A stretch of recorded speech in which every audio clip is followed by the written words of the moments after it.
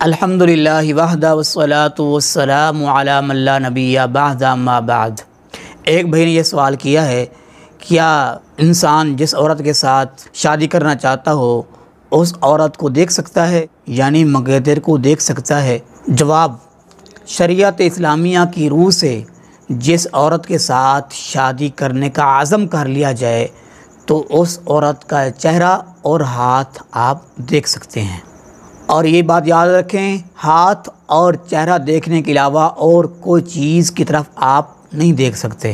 جیسا کہ جابر رضی اللہ تعالیٰ عنہ بیان کرتے ہیں کہ رسول اللہ صلی اللہ علیہ وسلم نے ارشاد فرمایا، جب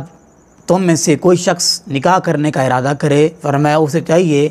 کہ وہ اس عورت کو دیکھ لے جس عورت سے وہ شادی کرنا چاہتا ہو۔ اس حدیث سے یہ مراد نہیں ہے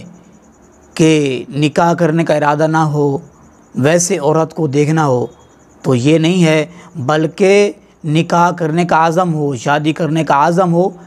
پھر اس عورت کا جو ہے چہرہ اور ہاتھ دیکھنا جائز ہے۔ اگر لڑکے کو معلوم نہیں ہے یا وہ شرم کرتا ہے یا کوئی اور معاملات ہیں، اس کو موقع نہیں ملتا، تو وہ اپنی ہمشیرہ، اپنی والدہ، اپنی پھپھو کو بھیج کر اس لڑکی کے اوصاف پوچھ سکتا ہے، اس میں کوئی برائی نہیں ہے۔ جیسا کہ آج کے دور میں چل رہا ہے کہ رشتہ کروانے والے جو ہیں وہ اپنے جو ہے خالہ کو، اپنی پھپھو کو، اپنی والدہ کو یا بہن کو بھیج دیتے ہیں تاکہ وہ لڑکی کو دیکھے اور اس کے اوصاف آ کر بیان کرے، تو یہ بات درست ہے۔ اللہ کے رسول علیہ الصلوۃ والسلام کے دور میں بھی یہ بات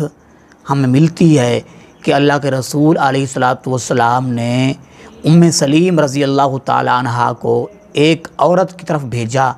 تاکہ وہ اس کو دیکھے اور اس کے اوصاف آ کر بیان کرے۔ اس حدیث کو امام ذہبی، امام حاکم نے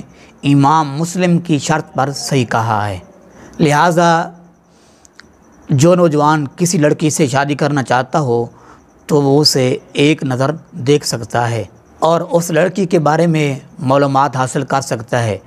اگر نکاح کا ارادہ نہیں ہے، ویسے اپنی نفسی خواہشات کے لیے وہ اس کو دیکھنا چاہتا ہے،